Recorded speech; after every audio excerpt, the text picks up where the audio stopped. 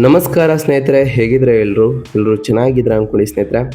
ಎಲ್ರಿಗೂ media update ಚಾನಲಿನ ಮತ್ತೊಂದು ವಿಡಿಯೋಕ್ಕೆ ತಮಗೆಲ್ರಿಗೂ ಸ್ವಾಗತ ಸುಸ್ವಾಗತ. ಸ್ನೇಹಿತರೆ, ಈ 2026ರ ಈ ಒಂದು ವರ್ಷದಲ್ಲಿ ಮೇ 26ರ ನಂತರ ಕುಂಭ ರಾಶಿಯವರ ಭವಿಷ್ಯ ಹೇಗಿರಲಿದೆ, ಈ ಮೇ ತಿಂಗಳಿನಲ್ಲಿ ಉಂಟಾಗ್ತಿರುವಂತಹ ಗ್ರಹ ಸಂಚಾರದ ಬದಲಾವಣೆಯು ನಿಮ್ಮ ಜೀವನದಲ್ಲಿ ಏನೆಲ್ಲ ಬದಲಾವಣೆಗಳನ್ನು ತರ್ತಾ ಬಂದಿದೆ, ಈ ಮೇ ತಿಂಗಳು ಕಳೆದ ನಂತರ ಜೂನ್ ಮೊದಲ ವಾರದಲ್ಲಿ ಏನೆಲ್ಲ ಬದಲಾವಣೆಗಳು ಆಗಲಿದೆ, ಅದರಲ್ಲೂ ನಿಮ್ಮ ಜೀವನದ ವಿವಿಧ ಅಂಶಗಳಾದಂತಹ ವೃತ್ತಿ, ಆರೋಗ್ಯ, ವೈವಾಹಿಕ ಜೀವನ, ಆರ್ಥಿಕ ಸ್ಥಿತಿ, ಕೌಟುಂಬಿಕ ಜೀವನ, ನಿಮ್ಮ ವ್ಯವಹಾರ ಮತ್ತು ಶಿಕ್ಷಣಕ್ಕೆ ಸಂಬಂಧಪಟ್ಟಂತೆಯೇ ಈ ಕುಂಭ ರಾಶಿಯವರು ಏನೆಲ್ಲ ಬದಲಾವಣೆಗಳನ್ನು ಕಂಡಿದ್ದೀರಿ, ಯಾವುದರಲ್ಲಿ ಶುಭವಾಗಲಿದೆ, ಯಾವುದರಲ್ಲಿ ಬಹಳ ಎಚ್ಚರಿಕೆಯನ್ನು ವಹಿಸಬೇಕು, ಇರುವಂತಹ ಸಮಸ್ಯೆಗಳಿಗೆ ಸರಳ ಪರಿಹಾರಗಳೇನು ಎಂಬುದರ ಸಂಪೂರ್ಣ ಮಾಹಿತಿಯನ್ನು ಇದೇ ವಿಡಿಯೋದಲ್ಲಿ ತಿಳಿಸ್ಕೊಡ್ತಾ ಹೋಗ್ತೇನೆ ಸ್ನೇಹಿತರೆ. ಆದ್ದರಿಂದ ವಿಡಿಯೋನ ಸ್ಕಿಪ್ ಮಾಡದೆ ಇಲ್ಲಿಂದ ಕೊನೆ ತನಕ ನೋಡ್ತಾ ಬನ್ನಿ. ಸ್ಕಿಪ್ ಮಾಡಿ ವಿಡಿಯೋ ನೋಡೋದ್ರಿಂದ ನಿಮಗೆ ಫುಲ್ಲಾಗಿ ಇನ್ಫಾರ್ಮೇಷನ್ ಅರ್ಥ ಆಗೋದಿಲ್ಲ. ಸೊ ಪ್ರತಿಯೊಂದು ವಿಡಿಯೋದಲ್ಲೂ ಹೇಳೋದಿಷ್ಟೇ, ವಿಡಿಯೋನ ಸ್ಕಿಪ್ ಮಾಡದೆ ಕೊನೆ ತನಕ ನೋಡಿ. ಹಾಗೆ ನಮ್ಮ ಈ ವಿಡಿಯೋ ಇಷ್ಟ ಆಗಿತ್ತು ಅಂದರೆ ವಿಡಿಯೋಗೆ ಒಂದು ಲೈಕ್ ಮಾಡಿ ಸ್ನೇಹಿತರೆ. ಯಾರೇನೂ ನಮ್ಮ ಚಾನಲ್ನ ಸಬ್ಸ್ಕ್ರೈಬ್ ಮಾಡ್ಕೊಳ್ದೆ ವಿಡಿಯೋ ನೋಡ್ತಿದ್ದೀರಾ ಅವರು ಈಗಲೇ ಸಬ್ಸ್ಕ್ರೈಬ್ ಮಾಡ್ಕೊಳ್ಳಿ. ಸಬ್ಸ್ಕ್ರೈಬ್ ಮಾಡ್ಕೊಂಡು ಪ್ರತಿನಿತ್ಯ ವಿಡಿಯೋ ವಾಚ್ ಮಾಡ್ತಿರೋರಿಗೆ ಥ್ಯಾಂಕ್ ಯು ಸೋ ಮಚ್ ಅಂತ ಹೇಳ್ತಾ, ಹಾಗಾದರೆ ಈ ಕುಂಭ ರಾಶಿಯವರಿಗೆ ಮೇ ತಿಂಗಳು ಏನೆಲ್ಲ ಬದಲಾವಣೆಗಳನ್ನು ತಂದಿದೆ, ಈ ಮೇ 26ರ ನಂತರ ಈ ರಾಶಿಯವರ ಬದಲಾವಣೆ ಸಕಾರಾತ್ಮಕವಾಗಿ ಇರಲಿದೆಯಾ ಅನ್ನೋದನ್ನು ಒಂದೊಂದಾಗಿ ತಿಳ್ಕೊಳ್ತಾ ಬರೋಣ ಸ್ನೇಹಿತರೆ. ಕುಂಭ ರಾಶಿಯವರಿಗೆ ಈ ಮೇ ತಿಂಗಳು ಶನಿಯ ಸಾಡೆ ಸಾತಿಯ 2ನೇ ಹಂತದಲ್ಲಿ ಇದ್ದರೂ ಅದ್ಭುತವಾದಂತಹ ನೆಮ್ಮದಿ ಮತ್ತು ವಿಜಯವನ್ನು ಕಂಡಿರ್ತೀರಿ. ಕಳೆದ ತಿಂಗಳು ಹೋಲಿಸ್ಕೊಂಡ್ರೆ ಕುಜನಿಂದ ಎದುರಿಸಿದಂತಹ ಕಠಿಣ ಮಾತುಗಳು ಮತ್ತು ಕೌಟುಂಬಿಕ ಕಲಹಗಳು ಈ ತಿಂಗಳಿನಲ್ಲಿ ಅಷ್ಟಾಗಿ ಇರುವುದಿಲ್ಲ. ಹಾಗೆಯೇ ಯೋಗಕಾರಕನಾದಂತಹ ಶುಕ್ರನು ಕೂಡ 5ನೇ ಮನೆಗೆ ಪ್ರವೇಶಿಸಿ ಗುರುವಿನೊಂದಿಗೆ ಸೇರೋ ಕಾರಣ ನಿಮ್ಮ ಜೀವನದಲ್ಲಿ ಸೃಜನಶೀಲತೆ ಮತ್ತು ಆನಂದವನ್ನು ತರ್ತಾ ಬಂದಿದೆ. ಆದರೆ ಸೂರ್ಯನ ಸಂಚಾರದ ಸಮಯದಲ್ಲಿ ಗೃಹ ಸಂಬಂಧಪಟ್ಟಂತಹ ವಿಷಯಗಳಲ್ಲಿ ಈ ಮೇ ತಿಂಗಳಿನಲ್ಲಿ ಎಚ್ಚರಿಕೆ ಬೇಕಿತ್ತು. ಅದೇ ಎಚ್ಚರಿಕೆ ಈ ಮೇ ತಿಂಗಳು ಕಳೆದ ನಂತರ ಜೂನ್ ಮೊದಲ ವಾರದಲ್ಲೂ ಈ ರಾಶಿಯವರಿಗೆ ಬೇಕಾಗಿರಲಿದೆ ಅಂತಲೇ ಹೇಳ್ಬೋದು. ಇದರಿಂದ ಸಾಕಷ್ಟು ಬದಲಾವಣೆಗಳನ್ನು ಈ ರಾಶಿಯವರು ಕಾಣ್ತಾ ಬರ್ತೀರಿ. ಇನ್ನು ಈ ಮೇ ತಿಂಗಳಿನಲ್ಲಿ ಈ ಕುಂಭ ರಾಶಿಯವರಿಗೆ ಇದ್ದಂತಹ ಪ್ರಮುಖ ಗ್ರಹ ಸಂಚಾರದ ವಿಚಾರಕ್ಕೆ ಬರೋದಾದರೆ, ಶುಕ್ರ ಗ್ರಹದ ವಿಚಾರಕ್ಕೆ ಬರೋದಾದರೆ 4 ಮತ್ತು 5ನೇ ಮನೆಯಲ್ಲಿ ಶುಕ್ರನು ಸಂಚಾರವನ್ನು ಮಾಡಿರೋ ಕಾರಣದಿಂದಾಗಿ ಮಾತೃಸೌಖ್ಯ ಹೆಚ್ಚಾಗ್ತಾ ಬರ್ತದೆ. ವಾಹನವನ್ನು ಖರೀದಿಸುವಂತಹ ಯೋಗವು ಕೂಡ ಈ ರಾಶಿಯವರಿಗೆ ಬಂದಿರ್ಬೋದು. ಹಾಗೆ ಈ ಮೇ 14ರಿಂದ 5ನೇ ಮನೆಗೆ ಪ್ರವೇಶವನ್ನು ಮಾಡತಕ್ಕಂತಹ ಶುಕ್ರನು ಕಲಾಕಾರರಿಗೆ ಲಾಭವನ್ನು ತಂದುಕೊಡ್ತಾ ಬಂದಿದ್ದು ಪ್ರೇಮ ಸಾಫಲ್ಯವಾಗ್ತಾ ಹೋಗ್ತದೆ. ನಿಮ್ಮ ಬುದ್ಧಿವಂತಿಕೆಯೂ ಕೂಡ ಹೆಚ್ಚಾಗ್ತಾ ಬರ್ತದೆ ಅಂತಲೇ ಹೇಳ್ಬೋದು ಸ್ನೇಹಿತರೆ. ಇನ್ನು ಕುಜಗ್ರಹದ ವಿಚಾರಕ್ಕೆ ಬರೋದಾದರೆ 3ನೇ ಮನೆಯ ಸ್ವಕ್ಷೇತ್ರದಲ್ಲಿ ಆಲ್ರೆಡಿ ಪ್ರವೇಶವನ್ನು ಮಾಡಿರ್ತಕ್ಕಂತಹ ಕುಜನು ಈ ತಿಂಗಳ ಕೊನೆವರೆಗೂ ಕೂಡ ಅಖಂಡವಾದಂತಹ ಧೈರ್ಯವನ್ನು ನೀಡಲಿದ್ದು, ವೃತ್ತಿಯಲ್ಲಿ ಮುನ್ನುಗ್ಗುವಿಕೆ, ಸಹೋದರರ ಬೆಂಬಲ ಮತ್ತು ಪ್ರಯಾಣ ಲಾಭಗಳನ್ನು ಈ ರಾಶಿಯವರು ಕಾಣ್ತಾ ಬರ್ತೀರಿ. ಇನ್ನು ಸೂರ್ಯಗ್ರಹದ ವಿಚಾರಕ್ಕೆ ಬರೋದಾದರೆ 3 ಮತ್ತು 4ನೇ ಮನೆಯಲ್ಲಿ ಸೂರ್ಯನು ಇದ್ದ ಕಾರಣದಿಂದ ನಿಮ್ಮ ಪರಾಕ್ರಮ ಹೆಚ್ಚಾಗ್ತಾ ಬರ್ತದೆ. ಹಾಗೆ ಮನೆಯಲ್ಲಿ ಪ್ರಾಬಲ್ಯದ ಹೋರಾಟ, ತಾಯಿಯ ಆರೋಗ್ಯದ ಕಡೆ ಕಾಳಜಿಯನ್ನು ಕೂಡ ವಹಿಸಬೇಕಾಗಿರ್ತದೆ.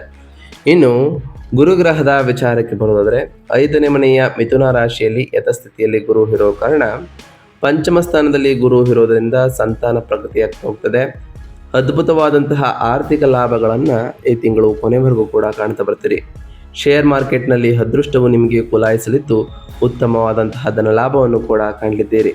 ಇನ್ನು ಬುಧ ಗ್ರಹದ ವಿಚಾರಕ್ಕೆ ಬರೋದಾದರೆ 4ನೇ ಮನೆಗೆ ಪ್ರವೇಶವನ್ನು ಮಾಡಿರತಕ್ಕಂತಹ ಬುಧನು ಗೃಹ ಸಂಬಂಧಪಟ್ಟಂತಹ ದಾಖಲೆಗಳಲ್ಲಿ ಎಚ್ಚರಿಕೆಯನ್ನು ಸೂಚಿಸಲಿದ್ದು ಆಸ್ತಿ ಚರ್ಚೆಗಳು, ಹಾಗೆ ಈ ಮೇ 29ರಂದು 5ನೇ ಮನೆಗೆ ಪ್ರವೇಶವನ್ನು ಮಾಡೋ ಕಾರಣ ನಿಮ್ಮ ಜೀವನದಲ್ಲಿ ಇನ್ನಷ್ಟು ಬದಲಾವಣೆಗಳು ಬುಧನ ಸಂಚಾರದಿಂದ ಆಗ್ತಾ ಬರ್ತದೆ ಅಂತಲೇ ಹೇಳ್ಬೋದು. ಇನ್ನು ಶನಿಗ್ರಹದ ವಿಚಾರಕ್ಕೆ ಬರೋದಾದರೆ 2ನೇ ಮನೆಯ ಮೀನ ರಾಶಿಯಲ್ಲಿ ಯಥಾಸ್ಥಿತಿಯಲ್ಲಿ ಶನಿಯು ಇರಲಿದ್ದಾರೆ. ಶನಿಯ ಸಾಡೆ ಸಾತಿಯ ಪ್ರಭಾವದಿಂದ ಕೌಟುಂಬಿಕ ಜವಾಬ್ದಾರಿಗಳು ಹೆಚ್ಚಾಗ್ತಾ ಬರ್ತವೆ. ಮಾತಿನ ನಿಯಂತ್ರಣ ಮತ್ತು ಆರ್ಥಿಕ ಶಿಸ್ತು ಈ ರಾಶಿಯವರಿಗೆ ಹೆಚ್ಚಾಗಲಿದೆ ಅಂತಲೇ ಹೇಳ್ಬೋದು. ಇದರಿಂದ ಸಾಕಷ್ಟು ಬದಲಾವಣೆಗಳನ್ನು ಕೂಡ ಕಾಣ್ತಾ ಬರ್ತೀರಿ. ಇನ್ನು ವೃತ್ತಿ ಮತ್ತು ಉದ್ಯೋಗದ ವಿಚಾರಕ್ಕೆ ಬರೋದಾದರೆ ಈ ರಾಶಿಯವರಿಗೆ ಈ ಮೇ 26ರ ನಂತರ ಸಾಕಷ್ಟು ಬದಲಾವಣೆಗಳು ಉಂಟಾಗ್ತಾ ಬರ್ತದೆ ಅಂತಲೇ ಹೇಳ್ಬೋದು. ಏಕೆಂದರೆ ಮೇ 11ರಂದೆಯೇ ತೃತೀಯ ಸ್ಥಾನದಲ್ಲಿ ಸ್ವಕ್ಷೇತ್ರದಲ್ಲಿ ಬಲವನ್ನು ಹೊಂದಿರೋ ಕಾರಣ ನಿಮಗೆ ದೊಡ್ಡದಾದಂತಹ ನೆಮ್ಮದಿ ಸಿಗ್ತಾ ಬರ್ತದೆ. ಹಾಗೆ ಕಚೇರಿಯಲ್ಲಿ ನಿಮ್ಮ ಧೈರ್ಯ ಮತ್ತು ಇನಿಷಿಯೇಟಿವ್ ತೆಗೆದುಕೊಳ್ಳುವಂತಹ ಗುಣ ಎಲ್ಲರನ್ನ ಆಶ್ಚರ್ಯಗೊಳಿಸ್ತಾ ಬರ್ತದೆ. ಬಾಕಿ ಇರುವಂತಹ ಕೆಲಸಗಳನ್ನು ಒಂದು ಹಂತಕ್ಕೆ ಮುಗಿಸ್ತಾ ಬರ್ತೀರಿ. ಉದ್ಯೋಗದಲ್ಲಿ ನಿಮಗೆ ಎದುರಾಗ್ತಿರುವಂತಹ ಸವಾಲುಗಳನ್ನು ಸುಲಭವಾಗಿ ದಾಟಲಿದ್ದೀರಿ.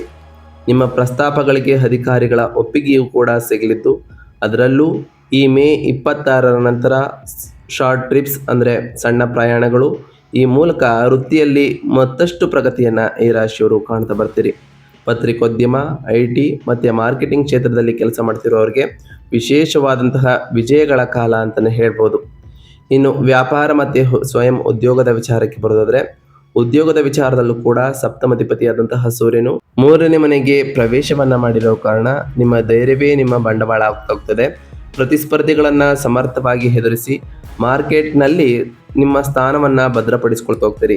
ಹಾಗೆ 5ನೇ ಮನೆಗೆ ಪ್ರವೇಶವನ್ನು ಮಾಡತಕ್ಕಂತಹ ಶುಕ್ರನು ಗುರುವಿನೊಂದಿಗೆ ಸೇರೋ ಕಾರಣ ಕ್ರಿಯೇಟಿವ್ ಫೀಲ್ಡ್ಸ್ಗಳಲ್ಲಿ ಬ್ಯೂಟಿ ಮತ್ತು ಡಿಸೈನಿಂಗ್, ಇವೆಂಟ್ ಮ್ಯಾನೇಜ್ಮೆಂಟ್ ಮುಂತಾದಂತಹ ಸ್ವಯಂ ಉದ್ಯೋಗದಲ್ಲಿ ಮಾಡ್ತಿರೋರಿಗೆ ಗ್ರಾಹಕರ ದಟ್ಟಣೆ ಹೆಚ್ಚಾಗಲಿದ್ದು, ಇದರಿಂದ ಸಾಕಷ್ಟು ಧನಲಾಭವನ್ನು ಕಾಣಲಿದ್ದೀರಿ.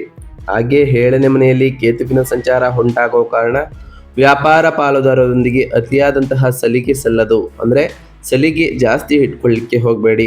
ಲೆಕ್ಕಾಚಾರಗಳನ್ನು ಪಕ್ಕಾವಾಗಿ ಇಟ್ಕೊಳ್ಳುವುದು ಕೂಡ ಈ ರಾಶಿಯವರಿಗೆ ಒಳಿತು ಅಂತಲೇ ಹೇಳ್ಬೋದು. ಇನ್ನು ಧನಲಾಭದ ವಿಚಾರಕ್ಕೆ ಬರೋದಾದರೆ, ಆರ್ಥಿಕ ಸ್ಥಿತಿಯಲ್ಲಿ ನಿಮಗೆ ಕಾಸಿನ ಮಳೆಯನ್ನು ಸುರಿಸುವಂತಹ ತಿಂಗಳು ಈ ಮೇ ತಿಂಗಳಾಗಿತ್ತು. ಧನ ಮತ್ತು ಲಾಭಾಧಿಪತಿಯಾದಂತಹ ಗುರು 5ನೇ ಮನೆಯಲ್ಲಿ ಬಲವಾಗಿ ಇದ್ದ ಕಾರಣದಿಂದ ಸಾಕಷ್ಟು ಬದಲಾವಣೆಗಳನ್ನು ಕಂಡಿರ್ತೀರಿ. ಅದೇ ರೀತಿಯಲ್ಲಿ ಗುರು ಶುಕ್ರರ ಸಂಯೋಗ ಉಂಟಾಗಿದ್ದ ಕಾರಣ ನಿಮಗೆ ವಿಶೇಷವಾದಂತಹ ಧನಲಾಭಗಳನ್ನು ಕೂಡ ನೀಡ್ತಾ ಬಂದಿದೆ. ಶೇರ್ ಮಾರ್ಕೆಟ್, ಮ್ಯೂಚುವಲ್ ಫಂಡ್ ಮತ್ತು ಊಹಾತ್ಮಕ ಹೂಡಿಕೆಗಳಲ್ಲಿ ನೀವು ತೆಗೆದುಕೊಳ್ಳುವಂತಹ ನಿರ್ಧಾರಗಳು ಅದ್ಭುತವಾಗಿ ಫಲವನ್ನು ನೀಡ್ತಾ ಬಂದಿದೆ ಸ್ನೇಹಿತರೆ. 2ನೇ ಮನೆಯಲ್ಲಿ ಶನಿ ಇರುವುದರಿಂದ ಖರ್ಚುಗಳಿದ್ದರೂ ಆದಾಯದ ಹರಿವು ಪ್ರಬಲವಾಗಿ ಇರುವುದರಿಂದ ನೀವು ಆರ್ಥಿಕ ತೊಂದರೆಗಳನ್ನು ಎದುರಿಸೋದಿಲ್ಲ. ರಿಯಲ್ ಎಸ್ಟೇಟ್ ವ್ಯವಹಾರಗಳನ್ನು ಮಾಡುವ ಮೊದಲು ಆಸ್ತಿ ಪತ್ರಗಳನ್ನು 1-2 ಬಾರಿ ಪರಿಶೀಲಿಸಬೇಕು. ಅದರಲ್ಲೂ ಈ ಮೇ 26ರ ನಂತರ ಬಹಳಷ್ಟು ಎಚ್ಚರಿಕೆಯಿಂದ ಇರುವುದು ಕೂಡ ಅವಶ್ಯಕ. ಇನ್ನು ಆರೋಗ್ಯ ಮತ್ತು ಯೋಗಕ್ಷೇಮದ ವಿಚಾರಕ್ಕೆ ಬರೋದಾದರೆ, ಲಗ್ನದಲ್ಲಿ ರಾಹುವಿನ ಸಂಚಾರ ಆಗಾಗ್ಗೆ ಅಕಾರಣವಾದಂತಹ ಭಯಗಳನ್ನು ಉಂಟು ಮಾಡ್ತದೆ. ಮಾನಸಿಕ ಗೊಂದಲಗಳು ಕೂಡ ಬರೋದುಂಟು. 3ನೇ ಮನೆಯಲ್ಲಿ ಕುಜನು ಹೋಗೋ ಕಾರಣ ನಿಮ್ಮಲ್ಲಿನ ದೈಹಿಕ ದೃಢತೆ ಶಕ್ತಿ ಏಕಾಏಕಿ ಹೆಚ್ಚಾಗ್ತಾ ಬರ್ತದೆ. ಕಳೆದ ತಿಂಗಳಿಗೆ ಹೋಲಿಸ್ಕೊಂಡ್ರೆ ಗಂಟಲು ಮತ್ತು ಹಲ್ಲಿನ ನೋವಿನಿಂದ ಉಪಶಮನವನ್ನು ಈ ತಿಂಗಳು ಕಂಡಿರ್ತೀರಿ. ಅದರಲ್ಲೂ ಈ ಮೇ ತಿಂಗಳು ಕಳೆದ ನಂತರ ನಿಮಗೆ ಸಾಕಷ್ಟು ಬದಲಾವಣೆಗಳನ್ನು ಆರೋಗ್ಯದ ವಿಚಾರದಲ್ಲಿ ಕಾಣ್ತಾ ಬರ್ತೀರಿ ಅಂತಲೇ ಹೇಳ್ಬೋದು. ಸೂರ್ಯನು 4ನೇ ಮನೆಗೆ ಪ್ರವೇಶವನ್ನು ಮಾಡಿರೋ ಕಾರಣ ದೇಹದಲ್ಲಿ ಒಂದಿಷ್ಟು ಪಿತ್ತ ಜಾಸ್ತಿ ಆಗುವಂತಹ ಚಾನ್ಸಸ್ ಇರ್ತದೆ. ಇದರಿಂದ ಎದೆಯುರಿ, ಅಸಿಡಿಟಿ ಅಥವಾ BP ಹೆಚ್ಚಾಗುವಂತಹ ಸಾಧ್ಯತೆ ಇರಲಿದೆ. ಆದ್ದರಿಂದ ಪ್ರಾಣಾಯಾಮ ಮಾಡುವುದು, ಸಮಯಕ್ಕೆ ಸರಿಯಾಗಿ ಊಟ ಮಾಡುವುದರಿಂದ ಆರೋಗ್ಯವನ್ನು ಕಾಪಾಡಿಕೊಳ್ಬೋದು. ಮುಖ್ಯವಾಗಿ ಸಾಕಷ್ಟು ನೀರನ್ನು ಕುಡಿಯುವುದು ಕೂಡ ಅವಶ್ಯಕ ಅಂತಲೇ ಹೇಳ್ಬೋದು ಸ್ನೇಹಿತರೆ. ಇನ್ನು ಈ ರಾಶಿಯವರ ಕುಟುಂಬ ಮತ್ತು ಸಂಬಂಧಗಳ ವಿಚಾರಕ್ಕೆ ಬರೋದಾದರೆ, ಸಂಬಂಧಗಳ ವಿಚಾರದಲ್ಲೂ ಕೂಡ ಸಂತೋಷವನ್ನು ನೀಡುವಂತಹ ತಿಂಗಳು ಇದಾಗಿತ್ತು. ವಿವಾಹ ಆಗದವರಿಗೆ ಅದ್ಭುತವಾದಂತಹ ಪ್ರೇಮ ವ್ಯವಹಾರಗಳು, ಮದುವೆ ಸಂಬಂಧಗಳು ಕುದುರುತ್ತಾ ಬಂದಿದೆ. ಜೀವನ ಸಂಗಾತಿಯೊಂದಿಗೆ ಅತ್ಯಂತ ರೊಮ್ಯಾಂಟಿಕ್ ಆಗಿ ಕಾಲವನ್ನು ಕಳೀತಾ ಬಂದಿದ್ದೀರಿ. ಪಂಚಮ ಸ್ಥಾನದಲ್ಲಿ ಗುರುವಿನಿಂದಾಗಿ ನಿಮ್ಮ ಮಕ್ಕಳಿಂದ ಸಾಧಿಸಿದಂತಹ ವಿಜಯಗಳು ನಿಮಗೆ ಹೆಮ್ಮೆಯನ್ನು ತಂದುಕೊಡ್ತಾ ಬರ್ತದೆ. ಅದರಲ್ಲೂ ಸೂರ್ಯನ ಸಂಚಾರದಿಂದ ಮನೆಯ ವಾತಾವರಣದಲ್ಲಿ ಸ್ವಲ್ಪ ಹೇಗೋ ಕೂಡ ಕಂಡುಬರ್ಬೋದು. ಈ ಮೇ 26ರ ನಂತರ ಕುಟುಂಬ ಸದಸ್ಯರೊಂದಿಗೆ, ಮುಖ್ಯವಾಗಿ ತಾಯಿಯೊಂದಿಗೆ ವಾಗ್ವಾದಕ್ಕೆ ಇಳಿಲಿಕ್ಕೆ ಹೋಗಬೇಡಿ. ಅವರ ಆರೋಗ್ಯದ ವಿಷಯಗಳಲ್ಲಿ ಸೂಕ್ತವಾದಂತಹ ವೈದ್ಯಕೀಯ ನೆರವು ಪಡೆದುಕೊಳ್ಳುವುದು ಕೂಡ ಸೂಕ್ತ ಅಂತಲೇ ಹೇಳ್ಬೋದು ಸ್ನೇಹಿತರೆ. ಇನ್ನು ಶಿಕ್ಷಣದ ವಿಚಾರಕ್ಕೆ ಬರೋದಾದರೆ, ಗುರು ಮತ್ತು ಶುಕ್ರರ ಶುಭ ಸಂಯೋಗದಿಂದಾಗಿ ವಿದ್ಯಾರ್ಥಿಗಳಿಗಂತೂ ಅತ್ಯಂತ ಅದ್ಭುತವಾದಂತಹ ಸಮಯವಾಗಿತ್ತು. ನಿಮ್ಮ ಏಕಾಗ್ರತೆ, ಗ್ರಹಣ ಶಕ್ತಿ ಉತ್ತುಂಗದಲ್ಲಿ ಇತ್ತು. ಆ ಟೈಮ್ನಲ್ಲಿ ಕಲೆ, ಡಿಸೈನಿಂಗ್, ಫೈನಾನ್ಸ್ ಮತ್ತು ಮ್ಯಾನೇಜ್ಮೆಂಟ್ ಓದುತ್ತಿರುವಂತಹ ವಿದ್ಯಾರ್ಥಿಗಳಿಗೆ ಅತ್ಯುತ್ತಮವಾದಂತಹ ರ್ಯಾಂಕ್ಗಳನ್ನು ಕೂಡ ಗಳಿಸ್ತಾ ಬಂದಿದ್ದೀರಿ. ಹಾಗೆ ಈ ಮೇ 26ರ ನಂತರವೂ ಕೂಡ ಸಾಕಷ್ಟು ಬದಲಾವಣೆಗಳನ್ನು ಕೂಡ ಕಾಣಲಿದ್ದೀರಿ. ಎಜುಕೇಷನ್ನಲ್ಲಿರುವವರಿಗೆ ಸಣ್ಣ ಪುಟ್ಟ ಗೊಂದಲ ಬರ್ಬೋದು. ಅದರಿಂದ ಬಹಳ ಎಚ್ಚರಿಕೆಯಿಂದ ಇರುವುದು ಕೂಡ ಅವಶ್ಯಕ. ಒಟ್ಟಾರೆಯಾಗಿ ಸಾಕಷ್ಟು ಬದಲಾವಣೆಗಳನ್ನು ಈ ರಾಶಿಯವರು ಕಾಣಲಿದ್ದು, ಒಂದಿಷ್ಟು ಸಕಾರಾತ್ಮಕವಾಗಿದ್ದರೆ ಒಂದಿಷ್ಟು ಎಚ್ಚರಿಕೆ ಸೂಚನೆಗಳನ್ನು ಕೂಡ ಕಾಣ್ತಾ ಬರ್ತಿದ್ದೀರಿ.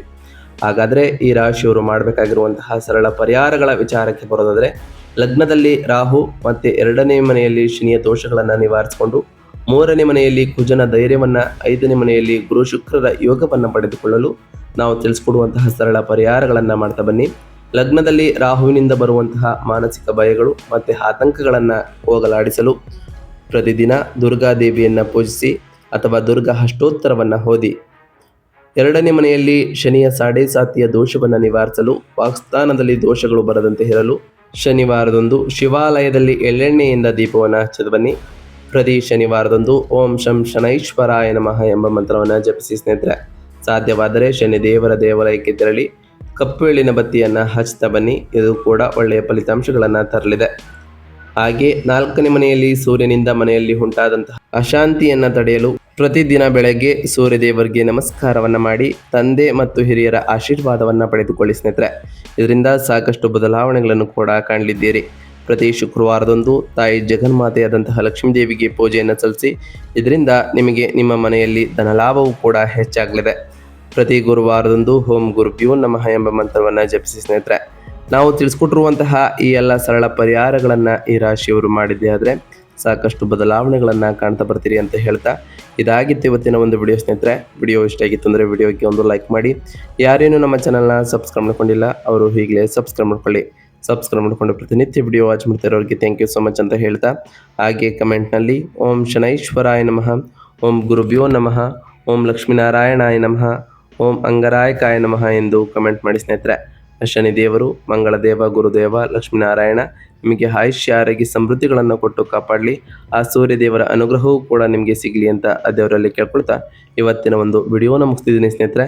ಸಿಗ್ತೀನಿ ಮತ್ತೊಂದು ವಿಡಿಯೋದೊಂದಿಗೆ. Thank you for watching.